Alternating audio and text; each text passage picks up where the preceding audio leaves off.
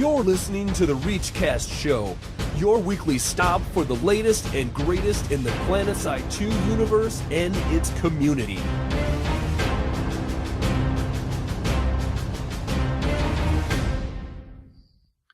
Welcome, everybody. It is February 11th, and you are listening to episode 20 of the ReachCast Show.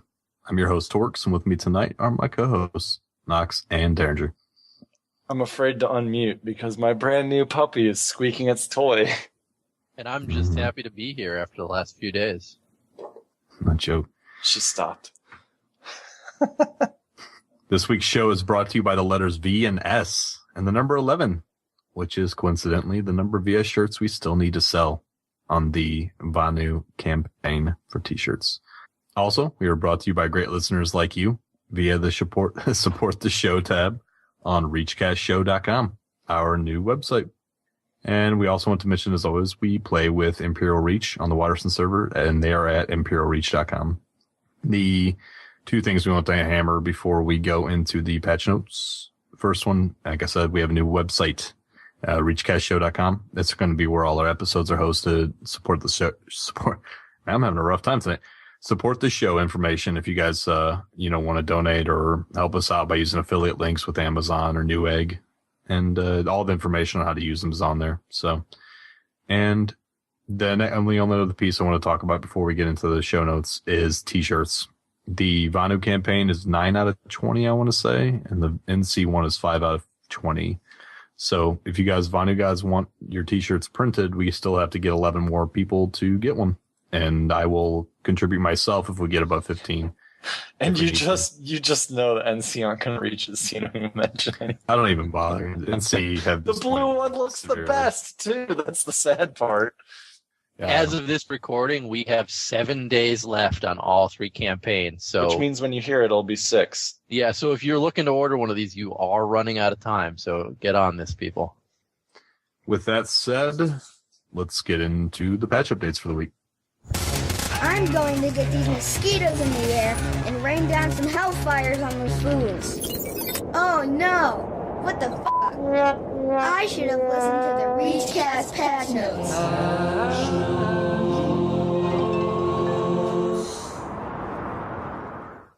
So there were a few odds and ends patches this week, but really two big important ones that we wanted to jump into. First one was on 2.5. There was a hotfix that was deployed to address the outstanding performance issues that many players noticed.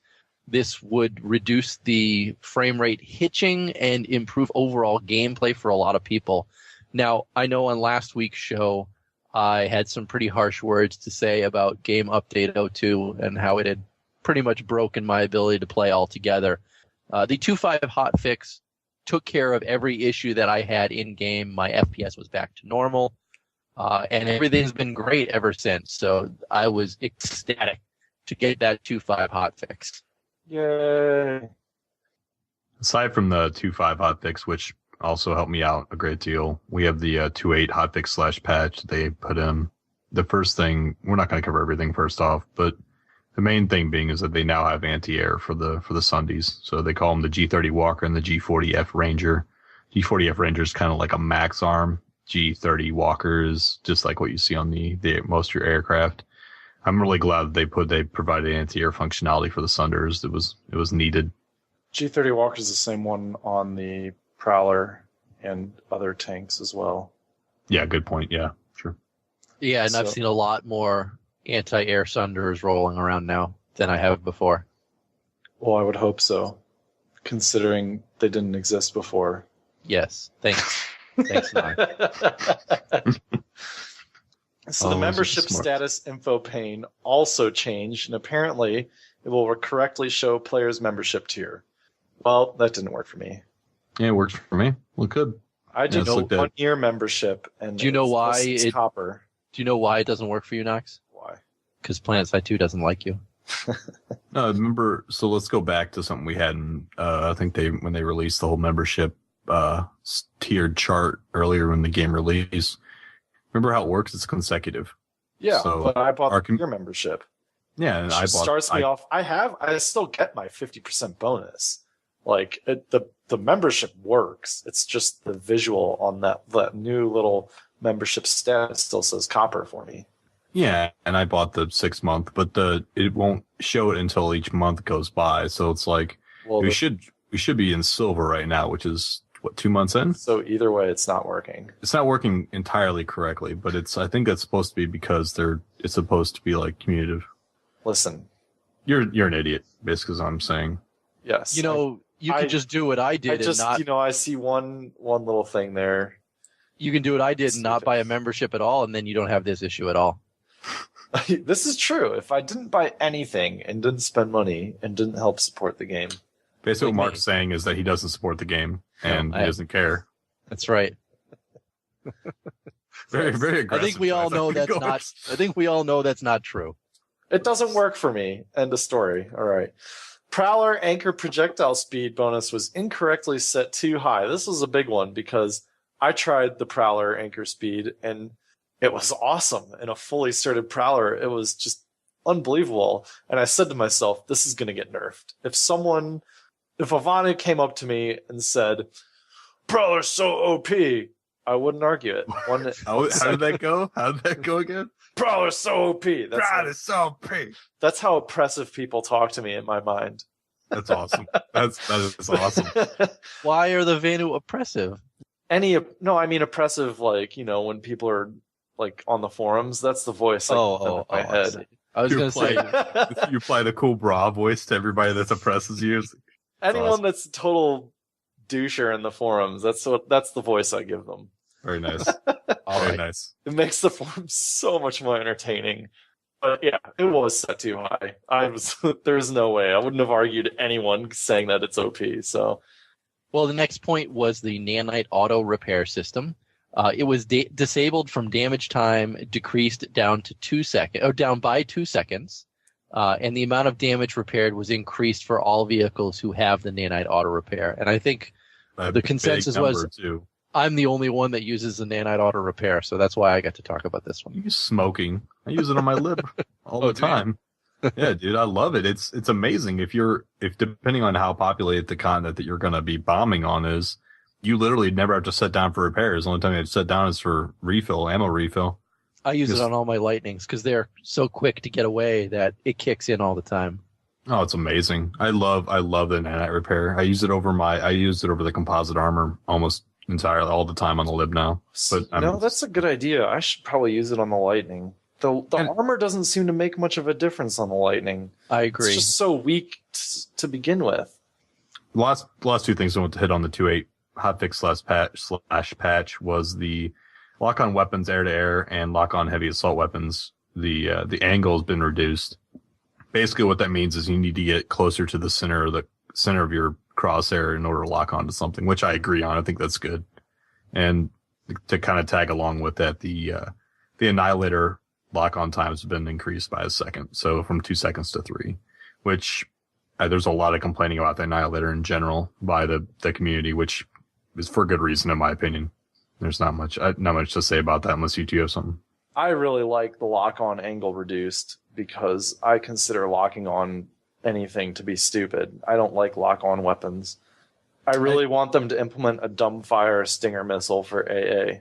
I know what you're saying. Well, I think it sounds like the NC one will probably be like this faction specific one. But anyways, I tend to agree with what you're saying to a certain extent for the ground, but I think lock on for ground to air makes sense. But no, Stinger missile. Bring it on. It's more fun. It's more fun to like make that skill shot. It makes the game more entertaining. Whatever you say, Chief. On a community briefing. Attention, soldiers! Get your bus in here for this week's community briefing. All right, we're going to start off this week's community briefing by going over last week's Friday Night Ops. And Maggie did a good interview with Tom Schenk, who is one of the senior programmers for PlanetSide 2. And they went through and answered a lot of different Twitter questions. And I thought I'd just touch on a couple of the ones that I thought were some of the more interesting questions. And Wasn't he a senior engineer, not programmer? They said he was a senior programmer. Oh, my bad. All right. Maybe I was incorrect about what I thought he was, never mind. Go ahead. That's fine. Well, like I said, I want to touch on a couple of the questions that they asked that I thought were the more relevant questions to our show or some of our experiences in game. But I definitely recommend people going out and checking out this past week's Friday Night Ops to watch the entire interview, because the whole thing was good.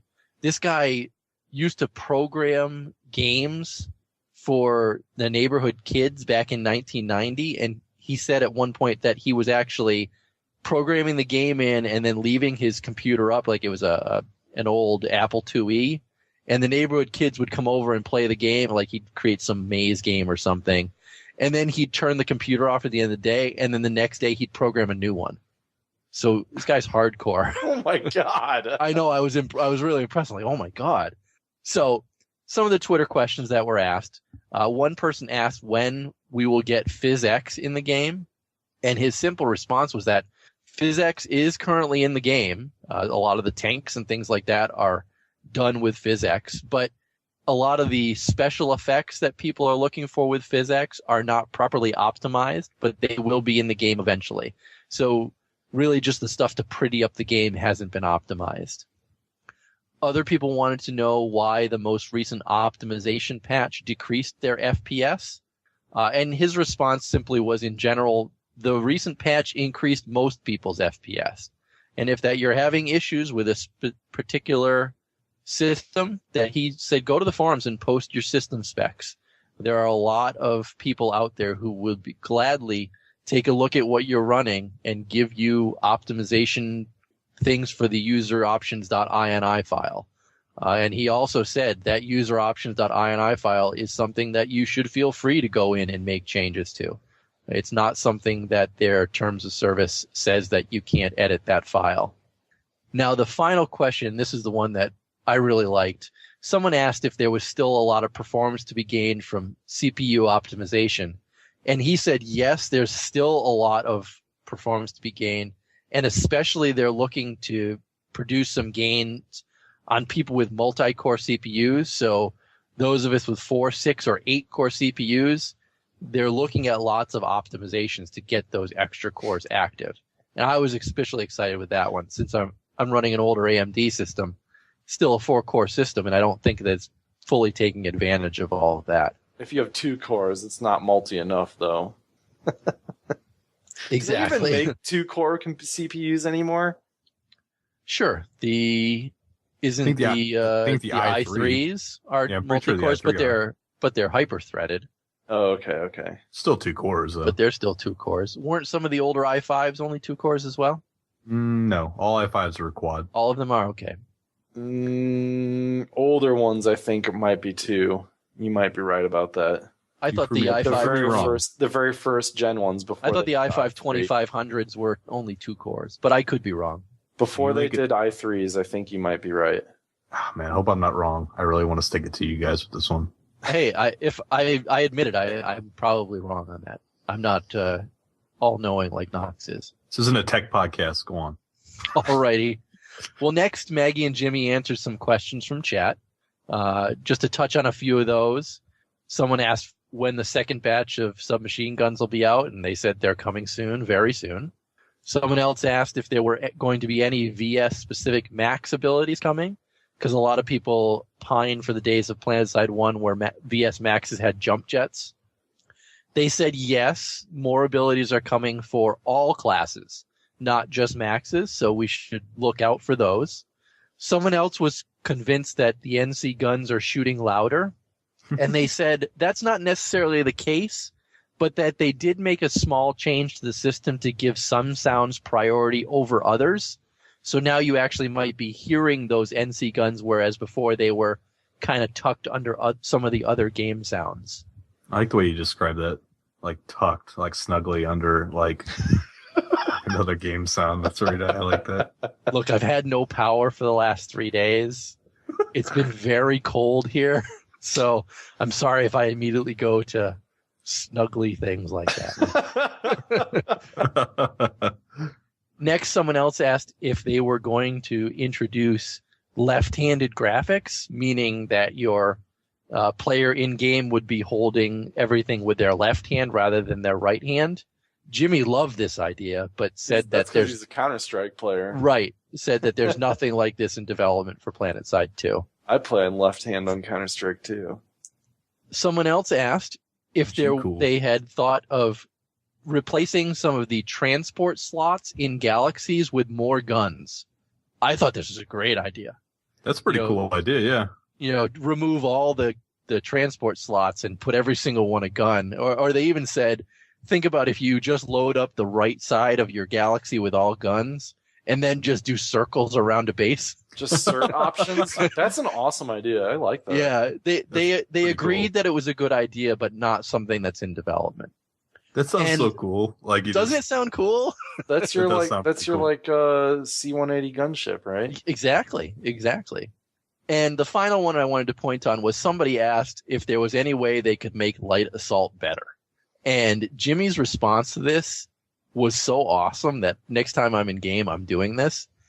He said, fully cert out jump jets, then fully cert out C4, grenades, and your underbarrel grenade launcher, and then you're basically a mini Liberator that people have trouble targeting. Yeah, and he's right. No, he totally is. People who say light assault are underpowered are stupid. Dude, just think you're jumping around, throwing C4 grenades, and they can't get you. The drifter jets, yeah. Like, people need to watch. People that are complaining about light assault need to go look up some drifter jet videos, because you go off of a tall rock that's above everyone else and just drift over them, dropping C4, throwing grenades. Like, they're so good.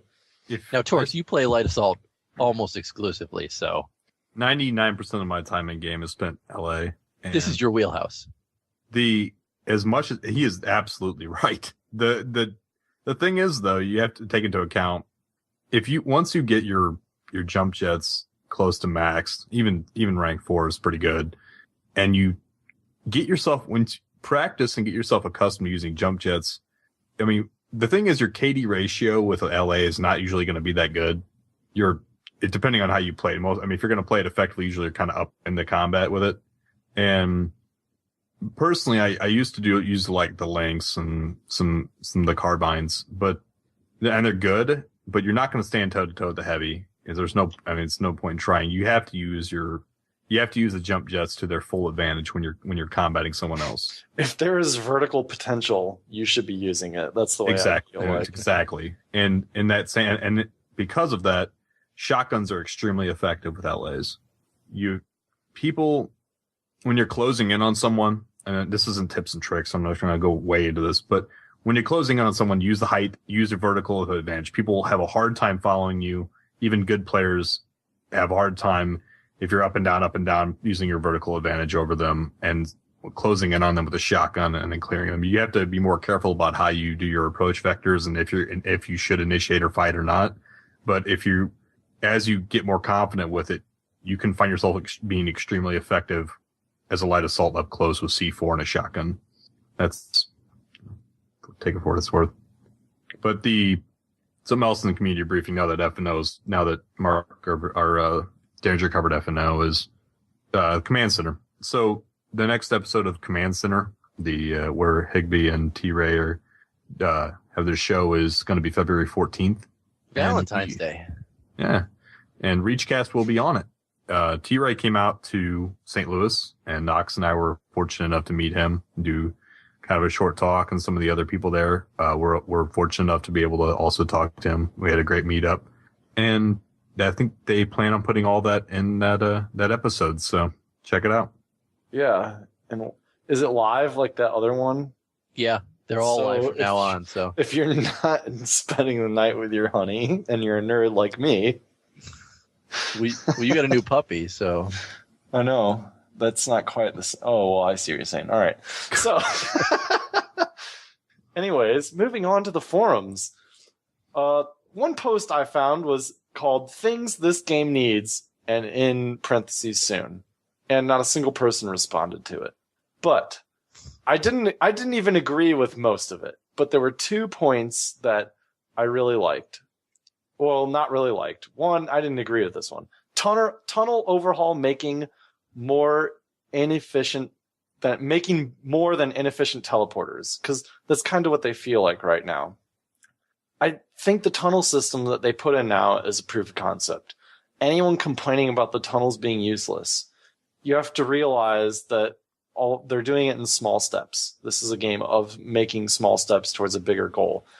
And one thing that I'm fairly positive that's the case for this is, I believe in our interview with Jimmy Wisenhunt, he said that there would be massive FPS problems when they punched holes in the world for tunnels.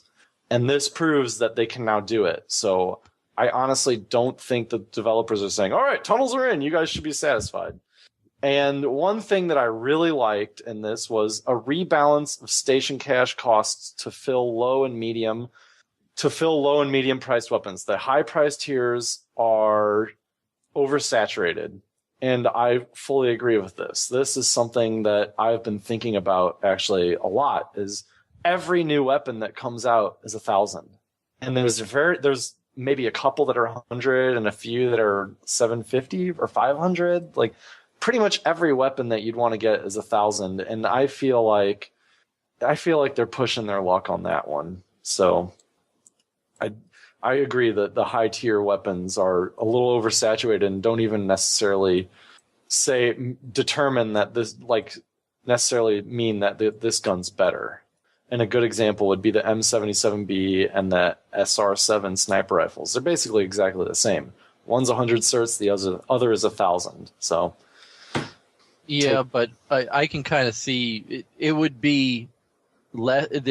I can see it from a business side. Oh, I totally if understand. Something new if they plan on reducing the older weapons as they are releasing new weapons, then fine. But I think if they keep releasing new weapons, the new weapons are always going to be 1,000, and they should be. And I don't disagree with that. Yeah. They're out to make money on this, so they should be doing that. So, but yeah, I agree. They should start taking some of the older ones and dropping the costs on them. Yes.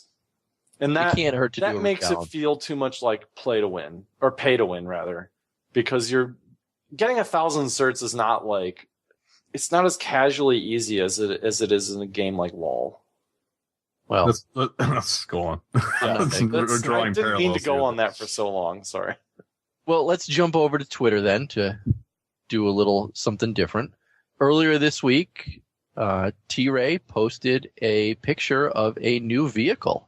And I have to say, it looks pretty sweet. It's going to be the NS Harasser. It's a common pool vehicle, and it could sit anywhere between 2 to 4 players. So look at a step up from the Flash, but in between the Sunderer. The design is actually, it looks a lot like the Deliverer from PlanetSide 1 for anyone who has played PlanetSide 1. We'll include a link to that tweet in this week's show. Definitely go in and take a look at it. It looks pretty sweet. We had the picture makes it look like it can have some AA on it too, potentially.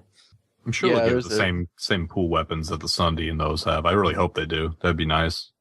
Give it like a Vulcan cannon and that'd be pretty sweet. We had I made a comment last show going on to a Reddit post. I want to preface this Reddit post. I made a comment last show about the feeling that NC weapons were changed or /buffed, and I was happy about it because I felt like the NC needed it. And we had somebody that commented back on the show notes asking, where we had point to that. And I want to make a comment that this is my personal feeling. If I'm incorrect, I'm incorrect. That's so be it. But on top of that, Derringer did find something on Reddit that points to RadarX replying to a Reddit post saying there was a couple of things that they changed that were not listed on latest hot fixes, and a couple that were intentional, a couple were unintentional changes. But not listing these other changes that were not on the hotfix are still unintentional. So what that tells us is there were changes to the NC weapons on the latest patch. What they were, we do not know. So, if it was, I honestly couldn't tell too much of a difference. I know, and you and I talked about this after, and you couldn't feel it. I felt like I could feel it, but maybe that might be just wishful thinking. I don't know. And what? Can't go there. I was Oh, as soon as you started laughing, I was like, "Oh God." Should I reel this back into the forums? Please, please. So another forum post that I got involved with, I usually like to find posts and not try and talk, but this one I couldn't resist. And it was a post titled "Consider Making Sunders More Resistant to Mines in C4." Or it might have been deployed Sunders. I might have botched that title in the show notes. But they were talking about making deployed Sunders more resistant to C4 mines. And I was instantly sparked into this one because of Torque's Bad the other week, which was, I think, a couple weeks ago, which was people dropping landmines on deployed or immobile vehicles and them detonating. And I got into this huge argument with people, which basically went with people saying, "Oh, mines can be detonated remotely." And I was like, what's the difference between a landmine and a C4 at that point? Blah, blah, blah. Like, they're saying mines aren't triggered by weight, which is not entirely true. Some mines are triggered by magnetics, some are triggered by seismic activity, which would also require movement. And it's like one of these things where people just want to spout off facts that they don't have any proof of. So I started doing some research, and basically they weren't entirely wrong. Like, technically, yes, a soldier could run up to a deployed vehicle, lay a mine on it, and put a timer on it so that it detonated with a delay, regardless of any movement or weight or anything. The problem I have with this is a game, and a landmine by nature is meant to detonate like when a vehicle drives over it or a person walks over it. It's the nature of a landmine is to be stationary as like a booby trap, not to be run up and placed like C4. And when it's used more in the game as C4 or an plastic explosive or whatever, a mechanic change is required, I think, because people aren't playing with what a landmine is intended to be played as. And so I got in a big argument. It was kind of fun. I agree 100%. And I don't and as far as my memory serves, they did not work this way in PlanetSide 1. In PlanetSide 1, they had to be driven over for them to explode. You couldn't just drop it under a deployed AMS and have them explode. People aren't even dropping them under them. They're dropping them on them. Yeah. That's ridiculous. It's like mines are also directional explosives too, generally. So, yeah. My comment to the people that believe that it should stay the way it is, if you look at the engineer, you have an anti-personnel mine that is the direct reverse brother of the anti-tank mine. I don't see any of those mines being put on top of people and proactively blowing up before they're placed. Yeah. They require someone to either walk on them or walk within the cone of the mine. They're not grenades. So why should the tank version of them be C4? I mean, yeah, I already said what I need to say. They're not being used as a landmine by nature is intended to be used, and thus ought to require mechanic change. What I'm saying is all preference anyways, so we can argue all we want, but I just don't. I feel in my gut that I'm assuming the devs did not intend this thing to be used against stationary vehicles, and I will give. No, don't even go there. Don't even go there, because I think we all fundamentally agree. I agree that the Sunday drivers need to be aware and defend their Sundays correctly against people, light assaults with C4. Or just spawning from a Sunder. Just because it's not yours doesn't mean you don't need to disregard it. Agreed. You should be wanting to defend it so you can continue spawning there. Well, for what it's worth, guys, put Mine Guard on your Sunday. It's cheap, and it's like at the moment in this iteration of the game, it's almost required. So just put Mine Guard on your stuff right now, and let people use them as proactive items, and they'll waste their money doing it because it'll take forever. It'll take it's like 6 or 7 of them to kill your Sunday. So go ahead, just Mine Guard up your stuff. It's cheap. All right. Well, next up is another forum post, and this one was directly a result of a comment that Maggie made on Friday Night Ops. And the title was, "Devs admit they won't ever fix," in quotations, "rendering issues." Again, the comment that Maggie made on FNO was if we allow higher end machines to render more players, then they have an advantage over players with low end PCs who are unable to see all those players. It's really unfair. And this post seemed to trigger a firestorm of people with high end PCs who feel that They should have an advantage. That they should have an advantage because they pay for a better PC. And I don't necessarily, I think the render should be a static number personally, but Isn't that called pay to win? That is pay to win. But it was an interesting, I was surprised that people jumped on it so quickly and immediately threw up a forum post that kind of exploded on that Friday afterwards. I'm more people with high end. My lifestyle than you are, thus you should suck. Yeah, exactly. That's really what it came down to. But worth a read through because there were an equal number of people saying, disagreeing with the people with the high end PCs. So the post was definitely worth a read through. I think if people with money should always win everything they do. Yeah, that's my opinion. Anyways, the next one is the SOE Live. It's announced. So if you guys aren't familiar with SOE Live it's a Sony convention they have each year. This year they're having it in August. It's the 1st through the 4th, and they're doing it at Planet Hollywood Resort and Casino in Las Vegas. Just for those of you that are interested in meeting up. Now I know that we'll be there. I don't know how many of the hosts will be there, but I can guarantee at least one of us will be there. So, if you want to meet the crew, just meet us out there at SOE Live. I'm pretty sure they'll be more interested in meeting the Planet Side 2 people, like Jimmy and them. Oh yeah, I'm not saying that, but don't come out for us. I'm going to try, and it would make me really happy if someone was like, "Oh, I'm so happy I met you. I might buy you a drink." Knox has a great point. Don't come out for us. A lot of the devs and stuff will be there, Smedley, and everybody else, and there's a lot of the most. I'm gonna go out to hang out with the devs if I go. Yeah, I mean it's a great place to meet up and kind of get to know the people that are working on your game. So take the time, guys. If you live anywhere near Vegas or you feel like you're really interested and have money to burn, go ahead and do it. It's worth it. It's worth it. But if you need to buy a higher end PC so you can win, yeah, you better skip out on the Vegas trip. Yeah, I think we're all gonna try to make at least some sort of effort to be there. And I know I did throw out there that if we do all make it, we're gonna have to try and do some sort of live show. I'm down for that. Yeah, we can work something out. But that's if I can somehow free up some funds from the wife, See what happens. Go to Vegas. Yeah, to go to Vegas. Of all places. Yeah, I know. I told her she can come, but, Tell her she's going to see some David Copperfield or whatever they have in Vegas nowadays. I'll just give her, some money and she'll be at the casino all day.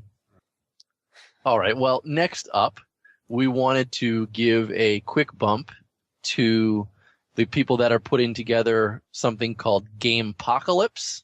This is being put on by Z Company, NNG, and Bottom Line Gaming. They're going to be hosting a 24-hour event to raise funds for the Wounded Warrior Project. Again, this is being hosted by Z Company, NNG, and Bottom Line Gaming.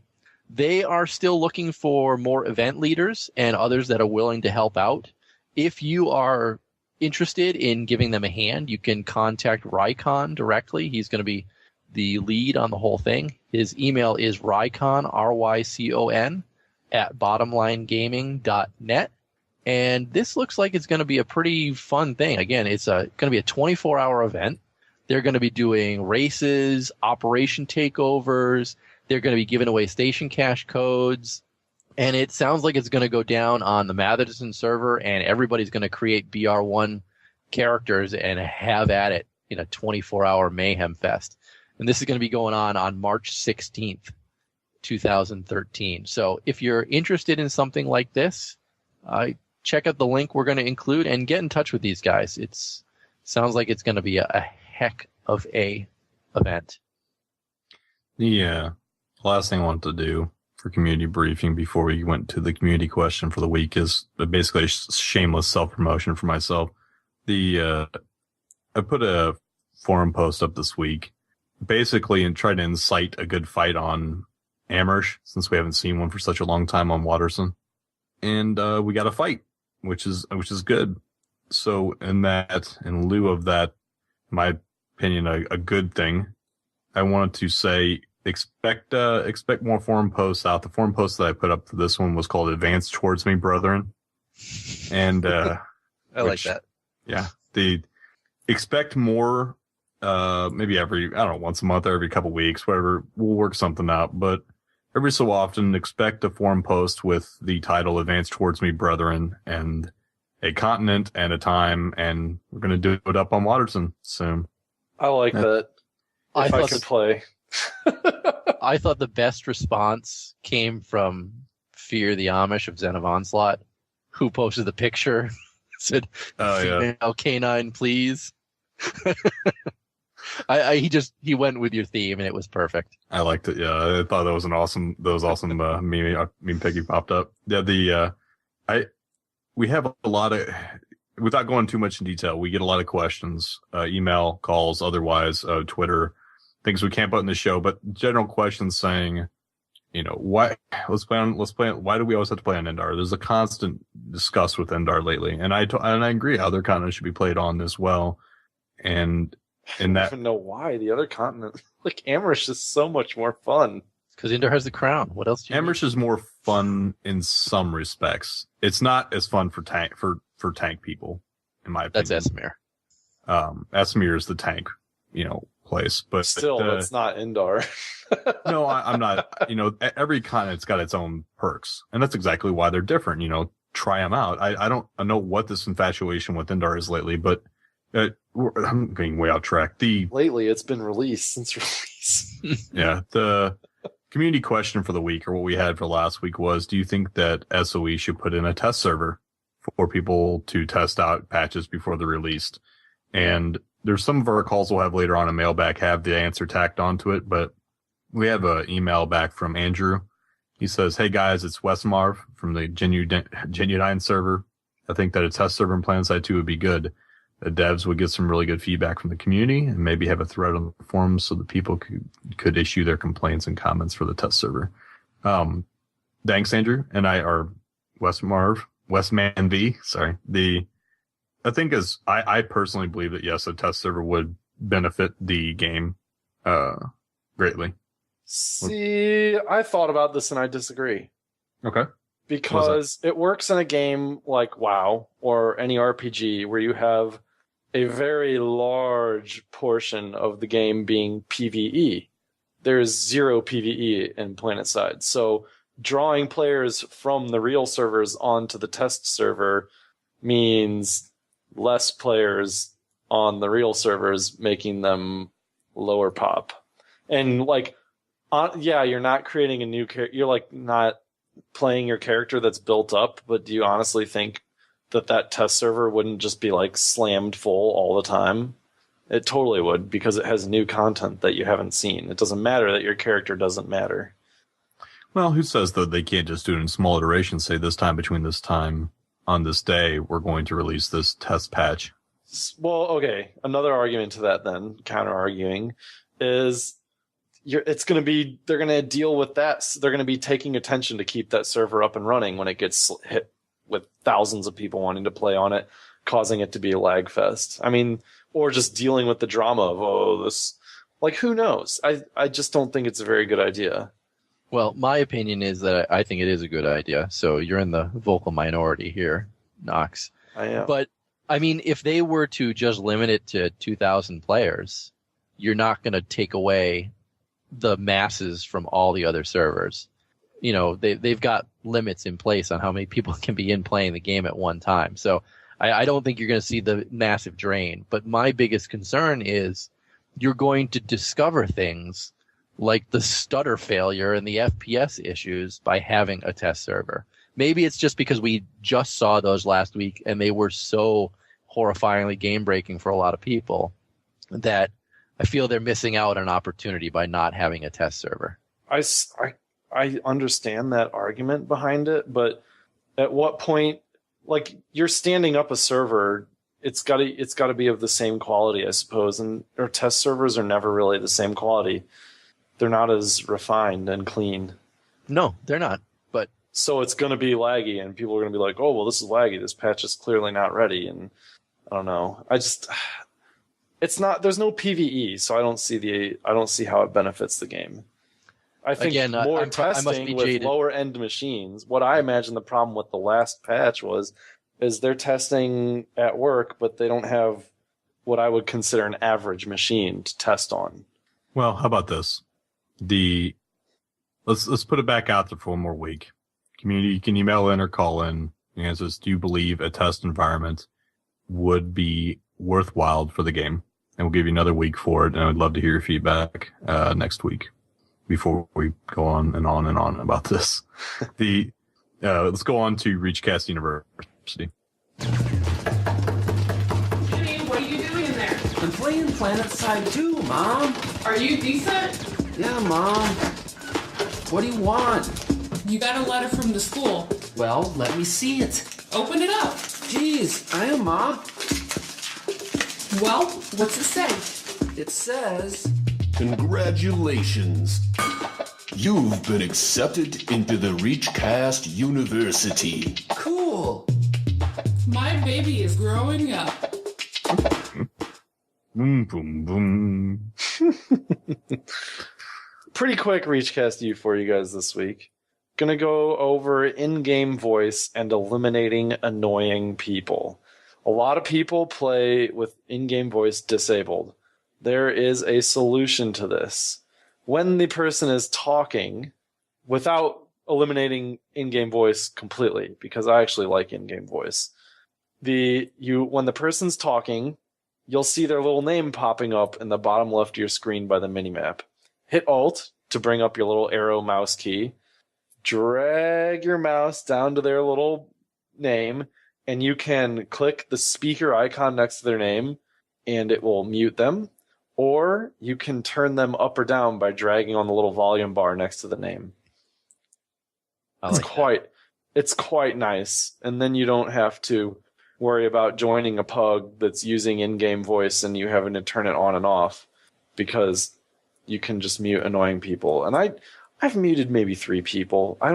Maybe I have a high tolerance. I don't get annoyed that often, I guess, or experience it. My Vanu outfit runs completely on in-game voice, so I can't have it turned off at all. Yeah. So this is a good option. I believe that Nox is possibly the most patient man I've ever met. Or I'm just lucky. My sarcasm. I've heard a few annoying things, but I've had entirely more epic things that make the in-game voice worth those few annoying things. Like the very first day I started playing the game, someone's playing, what was it, Flight of the Valkyrie while we were going over the hill.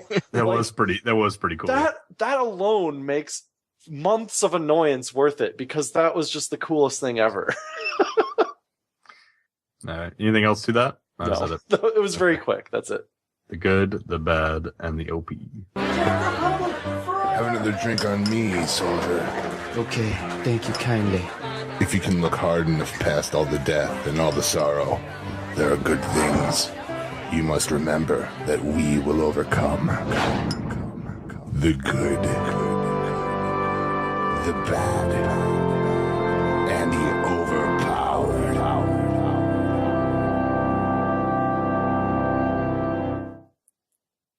All right, I'm going to go first, and you're all going to enjoy my massively game-related good and bad, because I really only played 2 hours on Friday, and haven't since, because unfortunately I've been affected by the blizzard that hit New England, and I haven't had power for the past 3 days.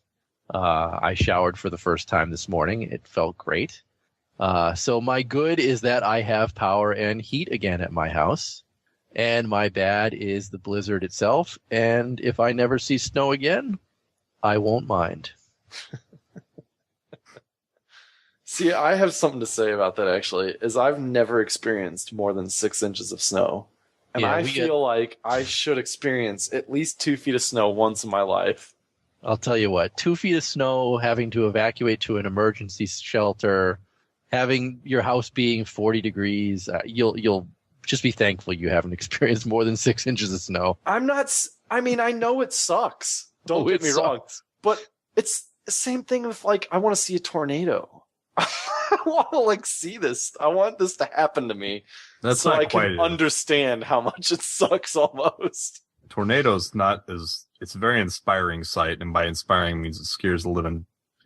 Like, I had it happen to me when I was a kid. It was not a very, it definitely memorable, but not something I'd like to do again. I don't want a tornado to hit my apartment. I want to be chasing a tornado through an open field, and that's it. And no, I don't want to watch it destroy town. I almost had to sleep in a cot in the school up the street. Oh, geez. Unfortunately, by the time you're going to see a touchdown like that, 9 times out of 10, it's already too late. If you see a touchdown next to you, I'm going to go pay the $2,000 it is and ride with the TIV. My good for the week, Esmir revived on Sunday night. We did our ops Sunday night in Imperial Reach on Esmir, and I can't remember why we chose Esmir. It's for whatever reason, but for some reason, I'm very, very, awesome. In my opinion, there was a whole bunch of activity that night on Esmir, on normal amounts, and it was a great fight. We had awesome fights most of the night, and it was good to see a good fight on Esmir. That was my good for the week. My bad for the week is the same night I got banned for approximately 20 minutes to 30 minutes, and so did apparently via the forums a good chunk of people from all around the game. The problem with log-on servers, Sony said at some point, but it only lasted for about, like I said, 15, 20 minutes, maybe half an hour, and then we all got back on. But to be honest, I was kind of worried there for a minute when I logged on and said, "You've been banned," and then I tried to and said, issue if you have a problem with this, issue a rebuttal via X whatever system. Problem is, when they point you to a system to put in a ticket to say you didn't do anything wrong, you have to log in with an account that's banned, and you can't do that. So I don't see the point of giving me that link if you're going to tell me that here's a link to log into a service that you can't log into. Yeah, that you're already banned. So please explain to me again how this works. But that's my bad for the week. I'm just glad that all the times I reported you, they finally worked. You son of a... I was kind of worried there for a minute. Like, did I do something wrong that I didn't know about? And I get like 20 reports against me, and somebody just trolling me. Other than beating ass. I'm not that good. I'm all right. Remember, he plays Light Assault. Yeah, that's right. Light Assault sucks. I had a good this week. It was a puppy. I got a puppy. And that kind of relates to my bed, as I haven't had a time to play. And this is a PlanetSide 2 podcast, right? Yeah. Is it? Yeah, it is. Yep. Well, it's Blizzard. It's PuppyCast. I think we call this Blizzard and PuppyCast. I got a puppy. It's awesome. But that relates to my bad, actually, because I wasn't able to play all weekend taking care of this puppy plus Mardi Gras. And so I logged in to play on Sunday, and I was banned. And I then thought that I got a keylogger because I may or may not have downloaded something via torrent that I don't want to incriminate myself. Can I incriminate myself by saying what I downloaded? Don't say what you downloaded. No, don't say what you downloaded. Whoa. Well, it's not porn. Well, I'm sure. Really? You had to go ahead and spell that out. I mean, it's like it's already insinuated. Thank you. It's not porn. I have to clear my name, right? That means it is. No, it's it's. Can we just go? Are you done? But yeah, so I thought I got a keylogger from that, and I started scanning my machine and just gave up and didn't play, and I haven't played yet still, and I really want to play. All that's going through my mind is QQ, boo-hoo, I got banned. I had no power. I was in a blizzard. I have no power. Yeah, I guess it is. You know what? Do you know how much it sucks to go 3 days without getting on the internet? I'm sure I'm like an addict. I can't say anything to that because you're right. In lieu 3 of days. These torrent comments and puppy blizzard casts, we're gonna go on to ReachCast stories in the battlefield. Next on the ReachCast show, When the second wave was coming, we didn't know if we were gonna make it. Tune in to learn about the untold stories that win battles and bring victory to wars. We need reinforcements now! Find out about the exciting turn of events. This hole makes you reach down deep, find something special. See things that you will not believe. We flip the Sunderer into overdrive and punch through the enemy lines. Hear about heroic stories from each empire. New conglomerate. Terran Republic. Vanu sovereignty. Coming up next on ReachCast Stories from the Battlefield. Okay, before we get to Knox's story for the week, I want to cover the contest we had last week. I must say, you guys are pretty attentive. You guys caught some mistakes I didn't even notice when you're listening back to it, aside from the fact there was a Spitfire in it. I did a random. We had a number of entries, but via random.org, we had a listener by the name of Defari that won. So congratulations, Defari. Go ahead and I will email you back a code for a $15 game card. And congratulations. Let me give you the one that I have, because otherwise the dog's going to chew it up. Okay, fair enough. I wanted to tell you again real quick for those of you, just to confirm, the two that I had in mind were, one, you can't see a Max's face, quote, because all faction Maxes have a plate over there or some sort of face mask over them. And I made a mention in the story that I saw his face and et cetera, et cetera. Number two being that when I was revived, when the guy in the story was revived, he equipped light assault, and rushed out of the warp gate. Well, obviously it was in an AM station. I wasn't at the warp gate, or he wasn't at the warp gate. So that was a second mistake. I received a couple others that were good. Things about, the Max or the corpse of the tank, and there's a couple things. It was good. So thanks for the submissions, and congratulations again, Defari. And we will have something out to you soon. I don't want to take away from Knox's, time in the light. So off you go, man. Delaying, it's fine. I'm still, even though a lot of people gave me positive feedback from the last one, I'm still a bit nervous. This one I feel like it's more hit or miss. It'll be either awesome or suck. I haven't heard it. Derringer hasn't heard it. No, I'm looking forward to hearing this one's remained top secret. Top secret. Last one I let Derringer preview, but this one, no. All right. No more. I gave him too much crap about it. All right, here we go. Oh, man. All right. I gotta get in the mood. I don't have a title. I'm bad at titles. Let's call it Knox's Revenge. But no, I don't know. That I don't won't know make what it sense. All right, here we go. All right. The flash, the pulsating explosions, as well as the flak in the night sky, are an all too familiar sight for Derringer, brother of the Vanu sovereignty. He fights the steering wheel as it jolts right and left while driving over the rough terrain of Amerish. He is headed to Makala Tech Plant to spoil the fun of the oppressors and freedom fighters to spoil the fun the oppressors and freedom fighters are enjoying. The roar of the engine calms him. The sound of his leather gloves on the dash of the Sunderer echoes in the cab as he pats it, smiling. What would he do without his dear Olga? His partner, Trey, looks at him. Getting sentimental, are we? She's treated me well, my good friend. I cannot help it. And how many times have you driven her into the fray without regard for her well-being? It's made of nanites, my friend. It has no soul. These words echo in Derringer's head. It's made of nanites. It has no soul. He begins to wonder just how many times he's been through the rebirthing process. He cannot remember the last time he's not worn his battle armor. When is the last time his fingers have felt something other than the inside of his gloves?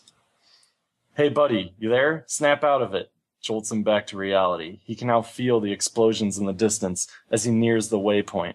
Huh? Sorry, I guess you're right, says Derringer. Thought I lost you for the second there, Derringer. Derringer begins to wonder what those words even mean. A phrase from generations ago. Ever since the discovery of rebirthing, no one loses anyone. The gift of immortality. He begins to chuckle as he recognizes the hypocrisy of the Terran Republic and new conglomerate. You all right there, brother? First you're daydreaming, and now you're laughing about who knows what. We have a mission, you know. No, sorry, it's nothing. I'm fine. It's just those fools. Do they not even realize they would be at the mercy of the Vanu if it weren't for the technology that we so want to uncover? They call us cultists, yet they utilize the very technology they scorn to oppress us. How do they not see the potential secrets beyond rebirthing left yet to uncover? I know what you mean, my friend. Had it not been for the Vanu, humans would have knocked themselves into extinction over greed, one of the many reasons to embrace technology. But with this technology, how could the race of the Vanu have become extinct? Derringer replies with a slight pause. Explosions begin to shake the cabin. The whistle of a primitive Republican shell whizzes past. Derringer's tightens his numb grip on the wheel as the shockwave impacts the vehicle, nearly causing him to fishtail. He veers to stay clear of the enemy prowler. The second shell lands to the right of Olga, nearly knocking her over. Go there! Get behind that rock patch! We'll deploy there, yells Trey.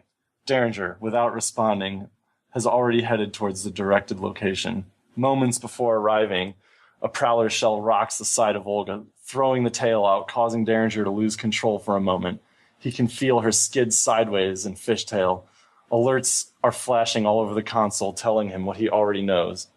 She can't take much more, he yells. We're deploying here. We need some engineers to help with mending her. Let's go, go, go. Trey, while laughing, responds, my friend, I already told you, it has no soul. Exits Olga, firing his S1 at the prowler.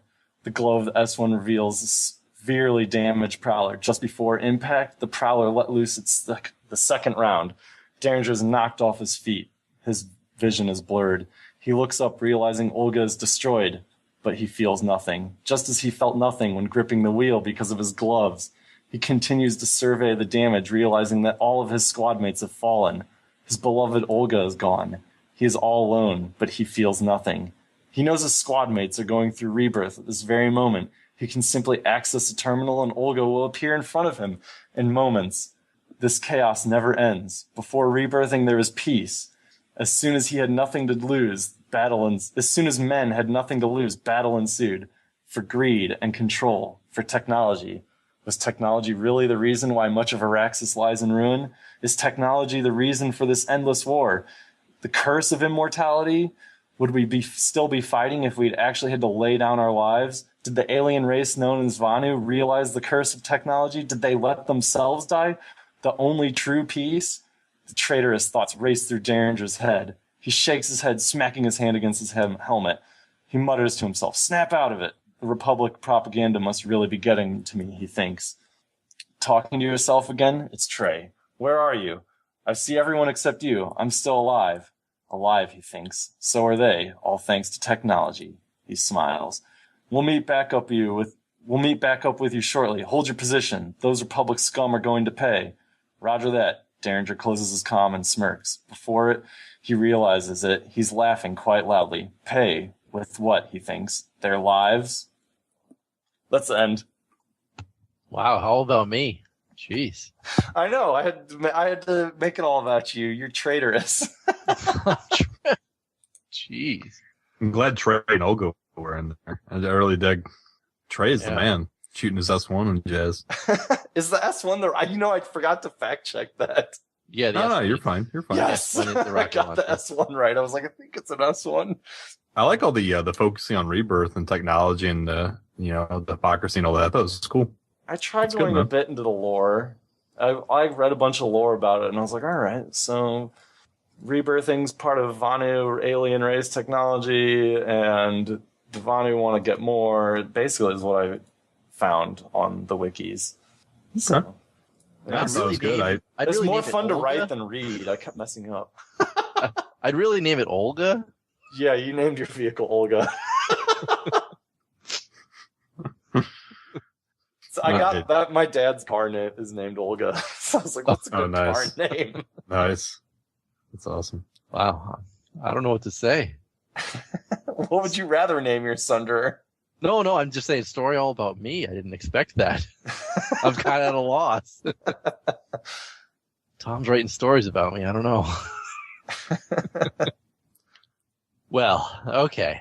Let's bring this back to reality now. My turn next week. Now, I know we said that I can do whatever I want. Is that right?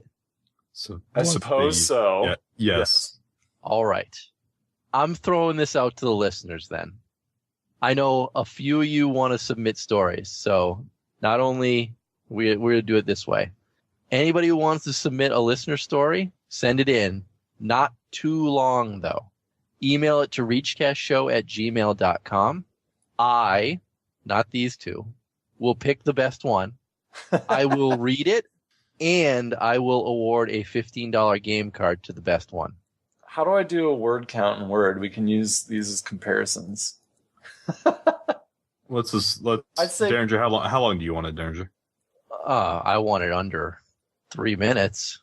Well, that depends on how many pauses and dramatic you make it. No, I think the people listening have heard the 3 stories that we've done.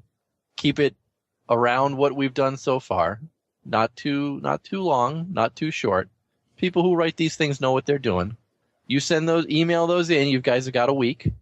I will go through these probably Sunday of next week, and I will pick the best one. I will read it, and that person will get a game card. So start writing, get those submissions in. I expect to get a few from a few people out there because I know at least 3 or 4 people who said they want to write their own. So get on it, people. I'm excited to read what you guys have written. And I will be cross-checking against the PlanetSide Universe forum, so don't try and steal something from there. Would it be fair, Derringer, to say about a page and a half, 11-point font, single space? Maybe a page. Mine was, this last one was 2 pages, but mostly dialogue. The one before was a page of just Yeah, try not to go over a page, 11-point font. Okay. Just to give him something to shoot for. With that being said, ReachCast mailbag. Oh, it's a perfect morning. Great timing, the mailman's just coming. Morning. Here's the mail. Big bag. See you later. Must be in a hurry to get away. Very strange. What's the sticking sound? Going to take a look here in this bag of mail. Oh no! Now you just open the ReachCast mailbag. Alrighty. Let's get to the calls for the week. Call number 1 from Geo. Hey, this is Geo from the Matheson server. I play MC. First of all, I just want to say thank you guys very much for doing the show. It's an awesome time. I appreciate listening to it every week, even though it sounds cliche. Tonight I just want to make a phone call about squad leader appreciation as far as good squad leaders.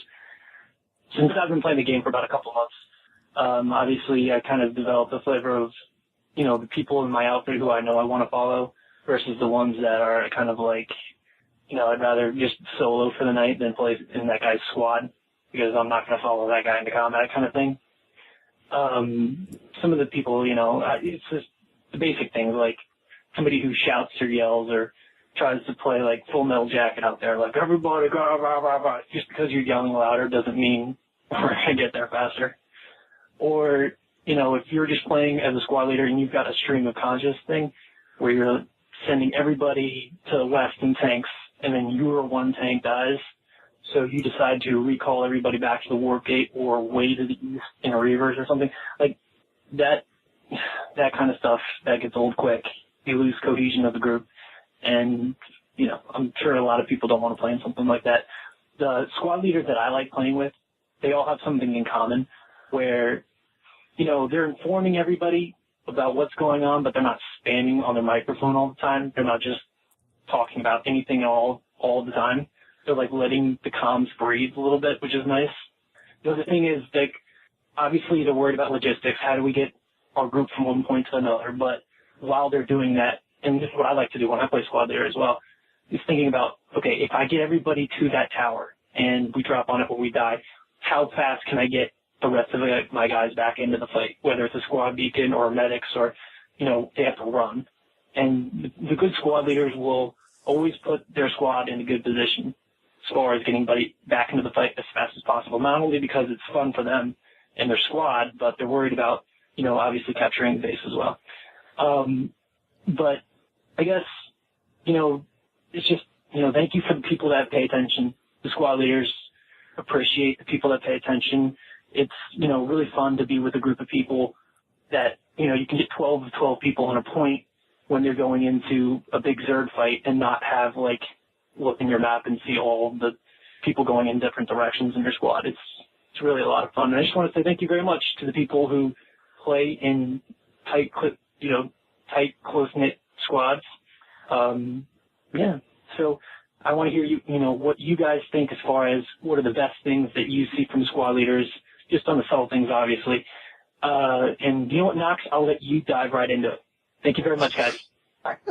Nice. I have to go first now. Nice. Well, one second before we answer, I think it was a great call. I want to say something again real quick, guys. I really appreciate first. You will. Hold on. I really appreciate the call, and guys, it's great. I really also extremely appreciate it if you guys could try to start keeping them around like a minute 30. I really do dig the calls, but as we get more and more, they're going to start dragging on. So I'd really appreciate if you guys could start cutting them down a little bit to minute 30. Here's my trick. Plan on making it 30 seconds, and it will be a minute, and then we'll be happy. Well, there you go. Knox's trick. Because I say, oh, this will be fast, and then I'm like, oh crap, I talked about that for way too long. So dive in already. Oh yeah, my diving. What was my? Oh yeah, squad leaders. Things that I like. I can tell you things I don't like. I don't like when squad leaders say, go here. Like platoon leaders in particular. All right, Alpha Squad, go do this. Delta, Bravo, and Charlie are doing this. All right, Alpha Squad, you're going to now go do this. Bravo, Delta, Charlie, keep doing the same thing.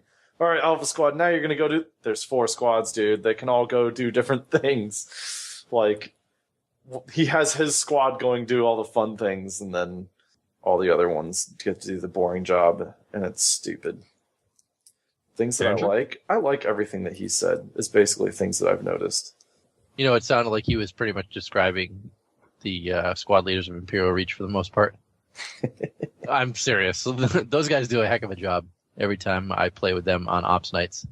Some of the little things that kind of bug me, though, about squad leaders that I think people could probably work on is a lot of times you guys tend to get tunnel vision when you're talking. Like the way Imperial Reach works, they have a structure where the people that are in charge of each squad can talk to each other within TeamSpeak, and the rest of their squad can't hear them. And a lot of times they get tunnel vision where they're not listening to feedback from their own squad members and missing a lot of little things that are going on in the game. And it's something tough to do, so I understand that it happens, but something that I wish more squad leaders were aware of, that they might miss a few important things that the people under them are trying to communicate back to them because they're too busy trying to get information from the higher ups to coordinate the attack. And again, it's a whole balance system that I know it's tough to do, but just something that I notice happens from time to time. I don't have much to say aside from what Gio had to say. I think he made some really good points about what makes a good squad leader.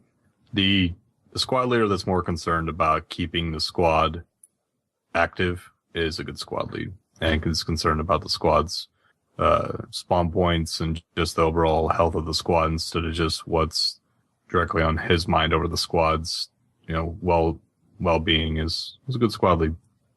So, with that being said, on to call number 2 from J. Duckaroo. Hey, what's up, guys? Huge fan. This is J. Duckaroo 222. Big fan. Purchased my ReachCast TR t-shirt. Of course, I'm playing Vanu because their M3 weapons are so OP. Mag Rider is nerfed a bit. A little sad about that, but that's all right. Just wanted to call and talk to you guys about what I feel is a discrepancy between the continent populations right now. Endar, Amarish, it's tough to play a continent that you can't hop on a continent that you feel there's any real population right now.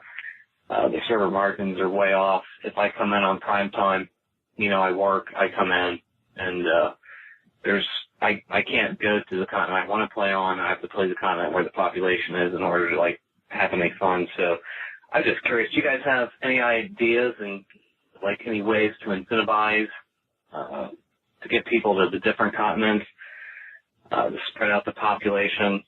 I think one way might be if we could the population is lower, really incentivize it with some higher XP, just make it triple XP if you're there, and I don't want to say like ghost capping or whatnot, but maybe, you know, give it a little more something to incentivize people to be on the other continents. But I hate to see it, you know, to do a server merge type idea, but I'm just wondering if you guys had a better idea or a way to spread out the populations or to make the fights go to the other continents, because I love Amrish, but most times when I come on, the fight is on Endar. Play on East Coast servers primarily, so it's tough to see the battles anywhere other than one continent. And you know, some nights, hey, maybe it'll be on Amrish, maybe it'll be Asmira, but I would just like to see it spread out a bit, and I was wondering if you guys have any ideas of a way to spread that out. So keep up the good work, and love to hear your answer. Keep it up, guys. See ya. Well, first off, thank you for choosing the correct faction. And also for pledging to purchase one of the Vander t-shirts. Just a reminder, Didn't he say he bought the TR one? Did he? Yeah, I thought he said Vanu. You bought a TR one, by the way. Silence of hatred. Didn't he say he plays Vanu? Yeah, but he doesn't want to wear purple. I don't blame him. Well, purple's the color of royalty. Why wouldn't you want to wear purple? Rationalize it however you want. It's not Samuel Jackson. You know that much. Yeah. Anyways, the ways to incentivize playing on other continents other than Endar. I already have thoughts. Why don't you go and answer them then? Because my thoughts are not as well. Go ahead. Okay. So they are planning on not incentive, but forcing people with continent locking. Is when a continent locks. When you lock a continent, you will not be able to capture territory for a period of time, if I'm correct in interpreting what I've read. And then I wouldn't say incentivizing, like they really did fix a little bit of it too, with giving you the population, I guess not to move everyone there, but you get experience bonus based on the continent rather than server as well. But in terms of incentivizing going to empty continents, and you mentioned ghost capping, like if you give a bonus to being on an empty continent, here's what'll happen. Each faction will figure out where the other factions are at, and they'll just swing and rotate continents together and maximize their experience gain. I have no doubt that would happen. Unfortunately, I have to agree with him. Knox, that is. I think that you see the gaming populace, gamers in general, try to be the most efficient. That seems to be the going trend pretty much in any game. You know, if they find something that's efficient, they will go out of their way to work against any, quote, mechanics built into the game, and will find a way to be the most efficient. Oh, perfect example. SWTOR Battlegrounds. Remember when everyone just sat there and not killed each other and just blew up the mechs and traded mechs? And if someone killed somebody or attacked someone, everyone would just let them die and then continue on with AFK mech killing. Yes, I do remember that, because I was right there at the beginning. I do remember that very distinctly. People will do these things to maximize their XP. So putting a bonus other than XP for being, but that's for being on a when you're underpopulated. So yeah, my suggestion, and I don't think this is quite in the realm of what you were asking, so that's why I don't know how to voice this other than I would go to the community, because unfortunately there's not a lot of ways that I can see other than causing more harm than good that devs can really enforce this. I think it's a sorry, not to not put any blame or any weight on the dev shoulders at all about this, but I think it's more a community problem than a dev problem. And with that being said, go, even if it's a small battle, rile up some fights and try to get some people, even small outfits on your server, get to know other outfits on the enemy sides and try to get them to fight against you and your outfit on another continent, and practice on that continent. And, even smaller battles on one continent that's different than the norm is better than nothing, in my opinion. But that's not a very good answer, and I acknowledge that. It's a lot of work to stir up trouble too. I know it is, and and that's exactly why I think it's not a very good answer. The short is I don't have a great answer for this right now, because I can't think of any solution. I racked my brain about this week. Any solution that is all good and it wouldn't cause a great deal of harm at the same time. Server merges. A broad solution would be metagame.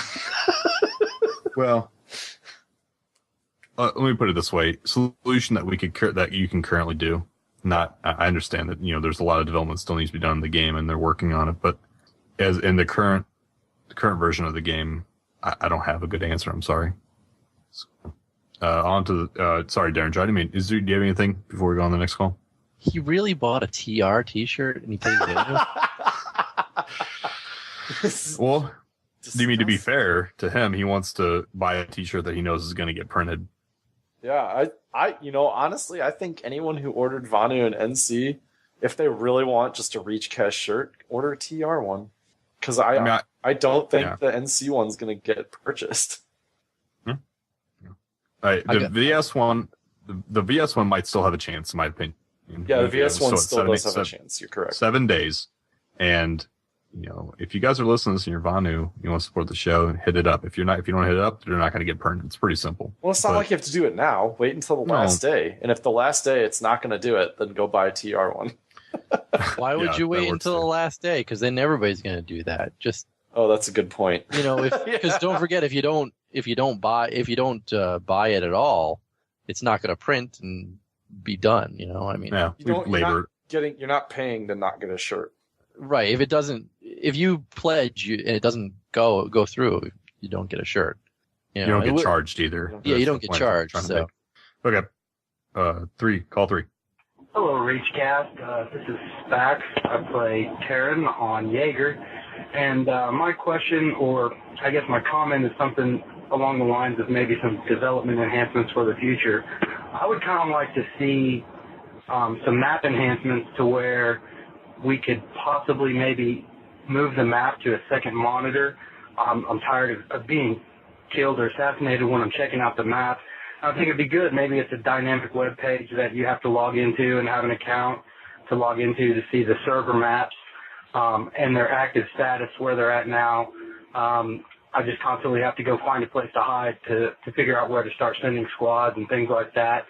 I don't know if it's doable. I don't know if that's something that actually would take away from gameplay or if there's a benefit or not. For me, I think it'd be a great benefit. I tend to run with 2 monitors anyway, and one of them's usually surfing and showing the TeamSpeak info at the same time. So I just wanted to kind of get your thoughts. Anyway, love the show. Keep up the good work. Thanks, guys. Well, I think the good news is that I believe this is part of the API. Oh, I don't think it is. Or it's not out yet. Well, it's not out yet. You're right. It's not out yet, but that's something that they want included within the API. I think Derringer's right, and I'm not only because it's what I would like. It's they have mentioned like the mobile app is going to have its functionality. I don't see why they wouldn't allow it outside of the mobile app. So, well, it's definitely not out yet because it would. No, it's not out yet. I'm just saying that it is something I think they're thinking about. So I feel like somewhere along the line I heard that this was going to happen. Well, yeah, they said it was for the mobile app at least, and yeah. So I'm guessing this guy does a lot of squad and platoon leading. Oh yeah, exactly. when I platoon lead 90% of the time I'm in the map. If I could get that on another screen or another interface of some sort and be able to see the fight as well at the same time, I think I could really increase the effectiveness of my own play. It'd be if he's not, not to be a jerk, but learning to look at the map at the right time and when not to look at it is something that is a skill to be acquired to be good at a game like this.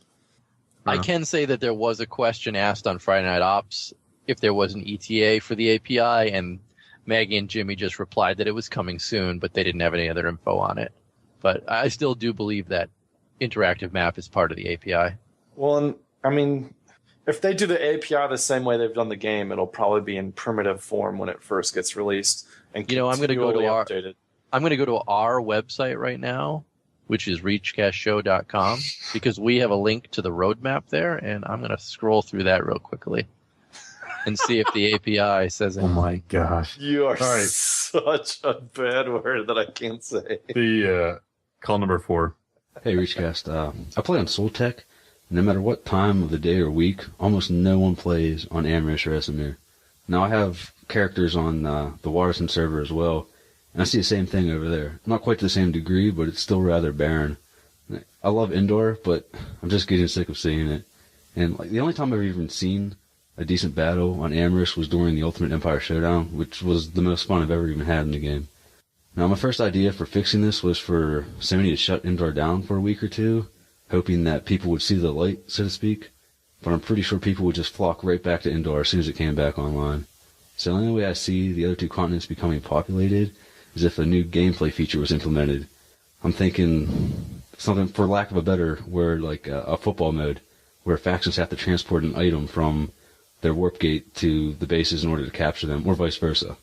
I think most players see Amrish and Esamir as simple reskins of Indoor, and that a new gameplay mode would change people's minds about this continent and make them much more appealing. I'd love to hear your opinions about this. I mean, are you sick of Indoor yet? Would you stop playing PlanetSide in the future if none of the other continents ever caught on? And do you guys have any of your own ideas about increasing populations on Amrish or Esamir? And, oh, by the way, Twerks, you had by far the best story from the battlefield. And I wouldn't say you cheated. I'd say you maximized the effectiveness of your available resources. And, and I really, really want my purple ReachCast shirt, so VS players need to step up to the plate and make some purchases. All right, see you later, guys. Well, he's going to hate that other caller. Yeah, first off, I want to say... before we even get there, notice that there's a theme. I was about to say, are we noticing a trend here, guys, at all? Yeah, I mean, no kidding. Well, not even that, but you, on your forum post, let's get a fight on Amrish, not on Indar. I mean, it's not just people before outside. The phone calls. Yeah, I know. Definitely noticing a trend here. And aside from before I even heard from people of the show calling in and stuff like that, I felt the same feeling you guys are having. So I don't think, we can't be alone. It's not, from reading the forums, from hearing you guys, from reading emails, our emails we get from the show, and just my own personal feelings, I am baffled as to why more people don't just try it. I mean, I don't know. It's the crown. I don't think it's the crown. It's not the crown. It's not the crown. There's a lot of good fights. Is more Zerg friendly. No, I wouldn't say that either, because Esamir is more Zerg friendly than Indar is. By a long shot. I don't agree. You know why? Why? Because Esamir is not Zerg friendly because the bases are too far apart to run to on foot. Whereas if you're on a giant Zerg and you're not communicating with anybody and no one's waiting for you to get into a Sunderer, you cannot.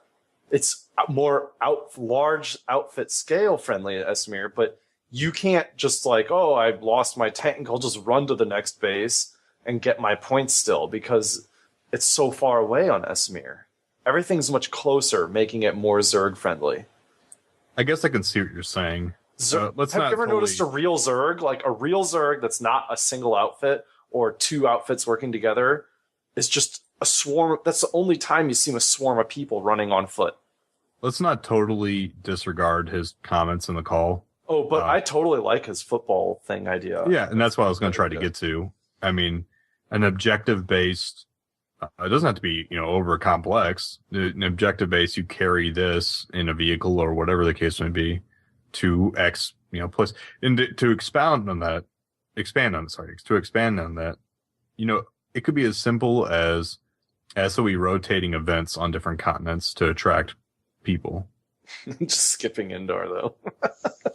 No, you don't have to skip Indar. It can just be part of the rotation instead of being the only place people go. I mean, it's, you can do it. It doesn't have to be every night of the week. You can rotate every couple nights. Say, this time, I don't know, whatever event you want. But make events rotate them on the continents. Doesn't have to be anything crazy.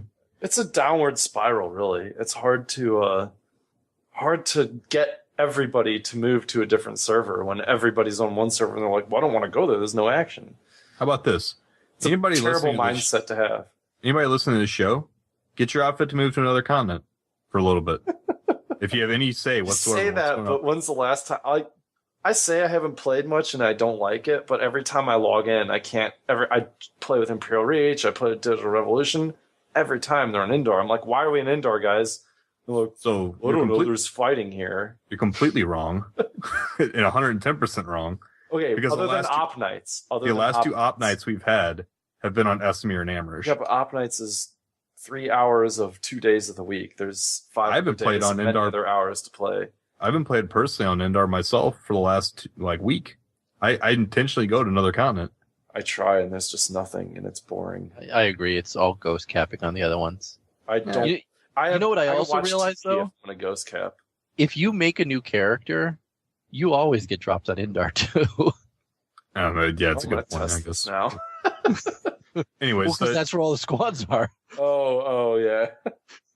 I wonder if some people don't know there's other continents. We do have one more call. Hello, ReachCast. It's Mono.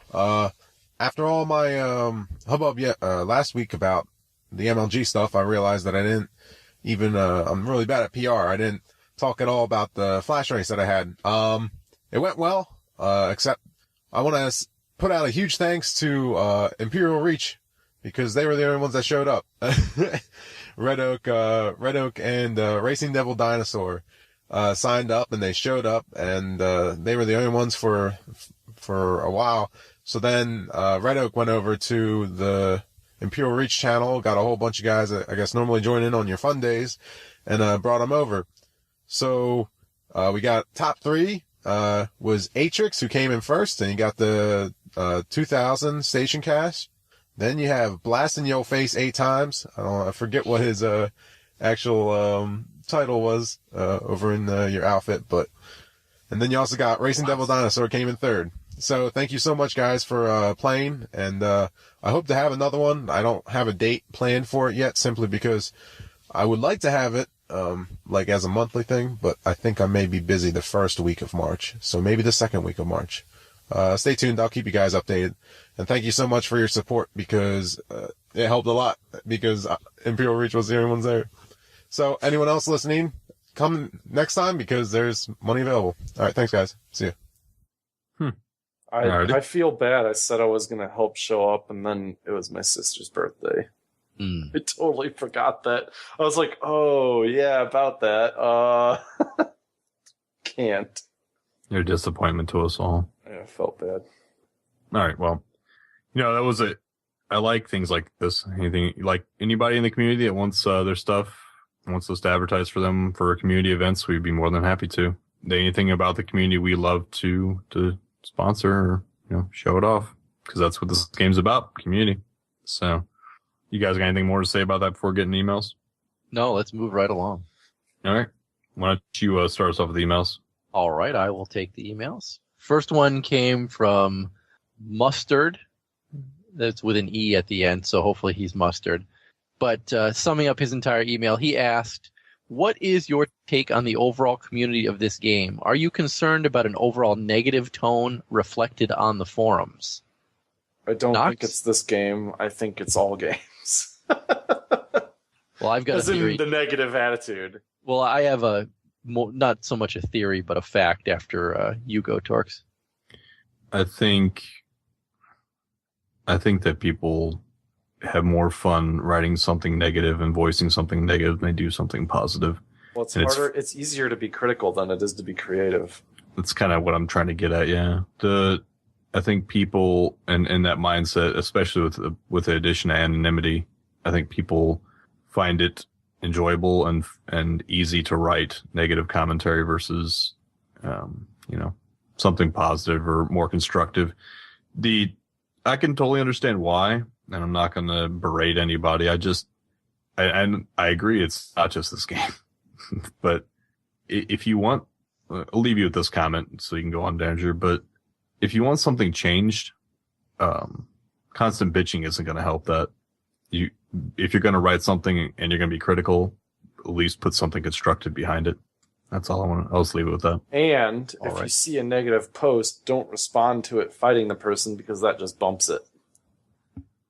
All right. Well, the fact of the matter is, it's more common for someone to leave a comment if they have a negative response to something than someone who has a positive response to something for them to actually leave a comment. Not to get into my personal life, but I analyze survey results for a living, and it's the same. It's a different field, but it's the same situation. People who have a negative experience are the ones who post comments, not the people who have positive experiences. And that's why there is an overall negative tone on forums in general. But that's just kind of the way it is, unfortunately.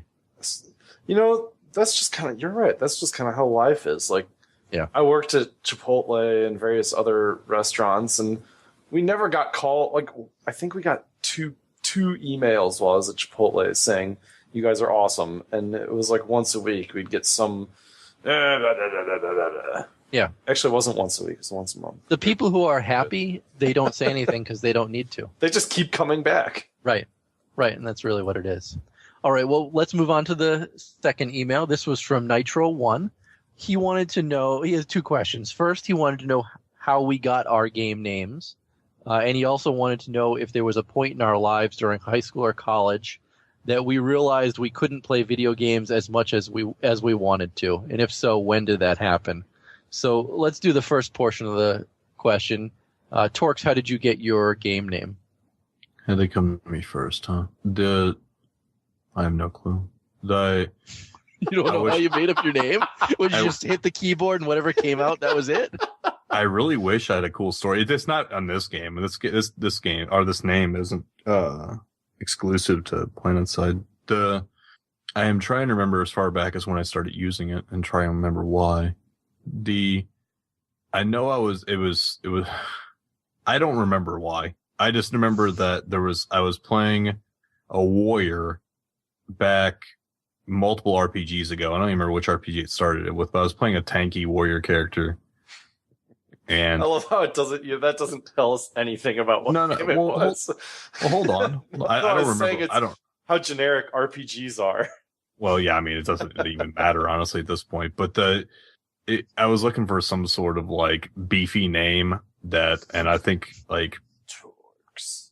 And I guess Torx for somehow is what I came up into a drunken stupor. Probably I don't remember, but I've stuck with it ever since. So I'm sorry. I wish I had more in depth, like amazing story, but that's all I got. You weren't listening to British Top Gear and they were talking about all the torques that cars had? I doubt it. I don't think that was it. This car has 500 torques.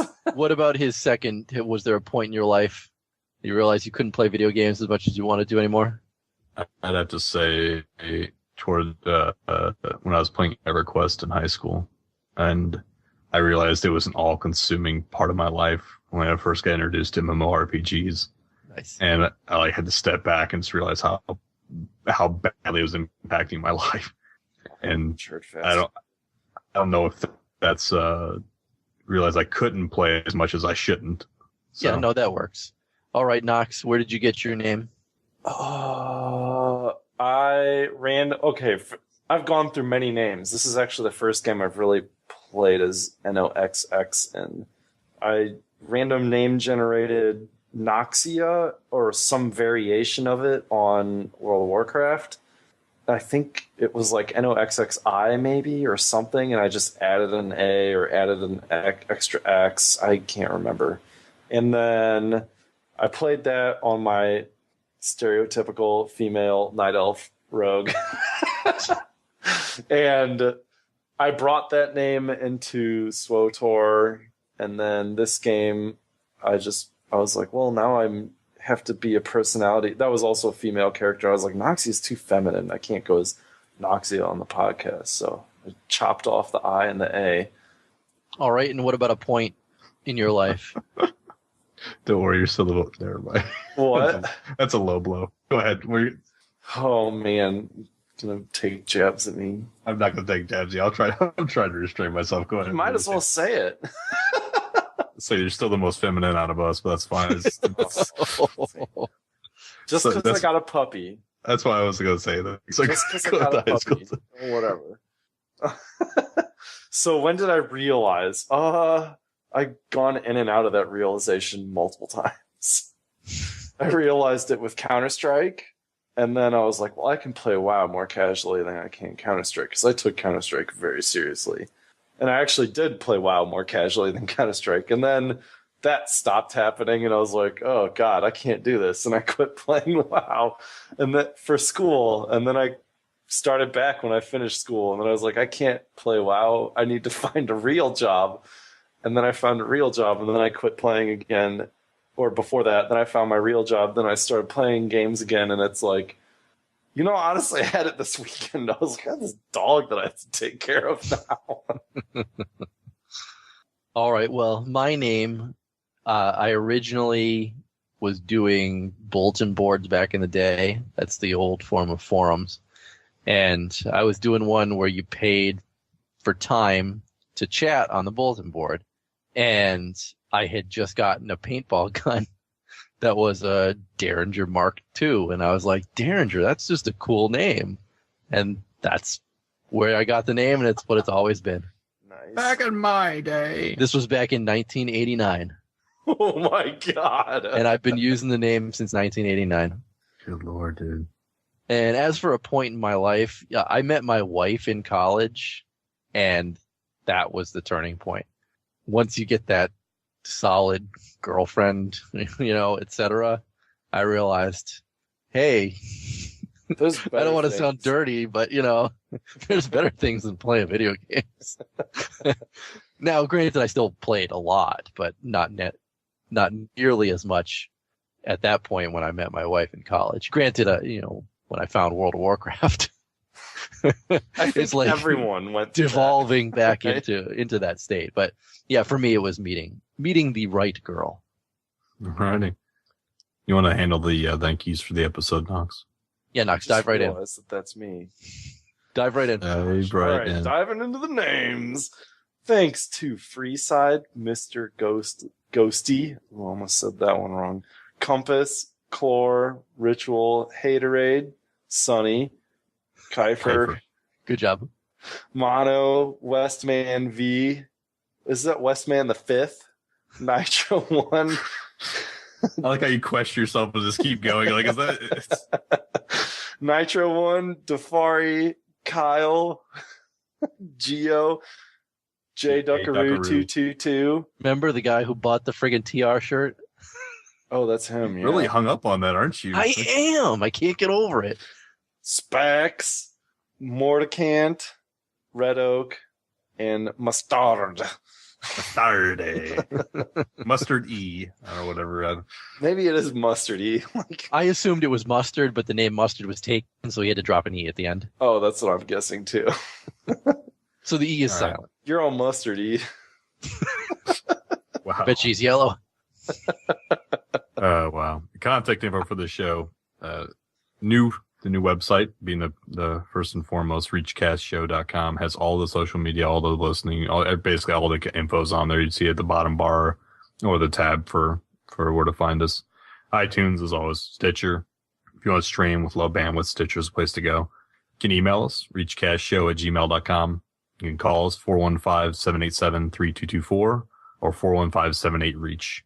And I want to give a quick thank you, as I always do, to Steve, Cliff, John, and Drew, the rest of the ReachCast crew that you guys do not get to hear, but deserve a thank you as well. That is it for the show. Everyone, enjoy your week on Amherst and Esmere. Thanks for listening to the Blizzard Puppycast. And I do get to play. I'll play tomorrow when streaming, which is, you're hearing it. Wait, that doesn't make any sense. Go home, Knox. You're drunk. I'm tired. I just want to go to bed. You're cut off. Good night.